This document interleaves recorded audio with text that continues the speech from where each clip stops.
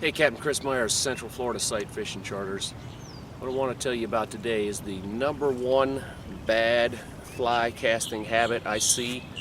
If you combine all the other bad habits that people have, this one probably is worse than all those put together. And that would be bending the wrist. It sounds so simple not to do it, but it's the #1 thing that people do. And it seems like it's something that maybe even people are born knowing how to do, bending the wrist. Because go up and ask one of your friends, hey, you ever see anybody fly fish?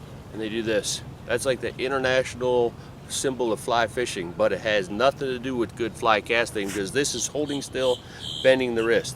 If we're bending our wrist, look what the rod does. What does this look like? To me, I call this the big windshield wiper. Looks just like the windshield wiper on your car. It's at a fixed point, it pivots back and forth, and it goes around, and the tip is drawing a big semicircle. If the tip is drawing a big semicircle, your cast is going to be in a big semicircle. You're not going to have a tight loop, you're not going to be able to get any distance, and if you're wondering why your cast falls in a big pile and a leader piles up and a fly lands in the middle of it and you can't get it out 50-60 feet like you might want to, you're probably not going in a straight line. If your rod tip doesn't follow a straight line, your fly and your fly line aren't going to follow a tight loop and a straight line path out towards your target.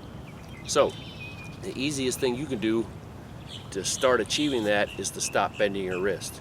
Now, it's easy to say to do that, but if you've taught yourself, especially over years and years, to do that, it can be difficult to do.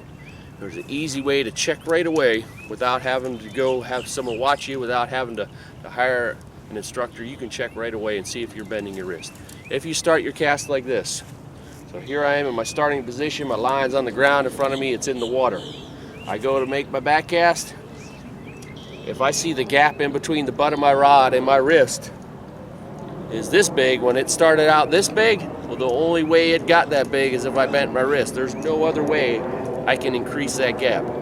Now, when I'm casting, do it on this side, maybe you see it a little easier. So when I'm casting, it's going to change a little bit.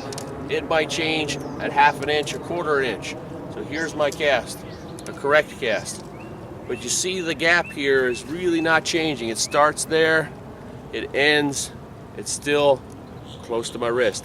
It is never like this. And you see where my rod tip is pointing now, it's pointing straight back behind me. The fly and the fly line can only go in the direction you were traveling right before you stopped. So if you were traveling around, so you can see my tip now, it's traveling down, and this is where I stopped, I just told the line and the fly to go hit the water behind me.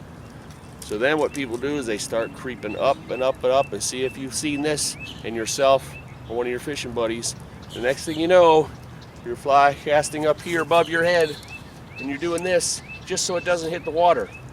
Or the guys who stand in deeper water, they got their hand way up here above their head because they're bending the wrist and they're telling it to go down in the water behind me, go down in the water in front of me, go down in the water behind me, go down right in front of me. And that's where it lands, right in front of you, right behind you, so you stick your hand up so it won't hit the water. Then it gets real tired real quick. You could stop bending your wrist and keep everything right here, and I cast slightly up on the back, slightly down the front. So this cast is really comfortable, and I could have been doing this the entire time I've been talking to you, and I still wouldn't be tired because it's basically effortless. And I get a much better looking cast, but you can see that angle doesn't change. Another way you can check yourself, this is a perfectly straight line. If your thumb was on top, you had a thumb on top grip. As I make my cast, if my thumb goes in a straight line, so does my hand. So here's the cast I was just showing you. Here's the cast with the wrist bent.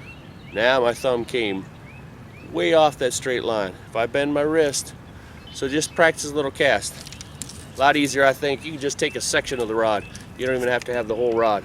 Just do some cast. You can do this in your house. See if this is what you look like. If it is, there's two things you can do. There's a strap they sell. You can buy a little strap. You can make one. It straps, goes around the butt of the rod, straps around your forearm. It forces you to hold it there. If you got a long sleeve button shirt, you can put your shirt down, sleeve down. You can button up your shirt sleeve, and you can stick the butt of the rod inside there. Now, it's not super comfortable to cast like that, but that's going to force you And I wouldn't want to fish like that all day, but this is just to retrain you to stop bending your wrist. So now you can't, I'm trying to bend my wrist, I can't bend it. So you might have to get something to tie the butt of that rod to your wrist for a while till you retrain yourself, because it's going to feel real weird when you're doing that, because it's not your natural way of casting. So until you develop another good habit, you're always going to fall back on your bad habit, and especially when you see fish. If you don't make new habits, you're always going to fall back, and your brain's going to tell your arm to go ahead and bend your wrist, because that's the way you've always done it. You can practice a lot of this stuff with no rod in your hand in your house all winter long. No excuse that you can't be practicing your fly casting. Here's how you can practice fly casting. You don't need a rod to do this. I'm retraining my hand not to bend my wrist. If this is what I was doing, holding my arm still before and bending my wrist, I just need to retrain myself to do something different. So now I'm moving my hand and not bending my wrist. So that's how I'm moving my rod. Wrist benders move their rod by holding everything still, rotating the rod around. Good casters move their hand back and forth and their wrist stays still. You can do those things indoors, you can do them anywhere, you can do them while you're sitting down. Practice that, retrain your arm. I guarantee you get a much better cast, and if you got a better cast, you're probably going to catch more fish. For Central Florida Sight Fishing Charters, this is Captain Chris Myers.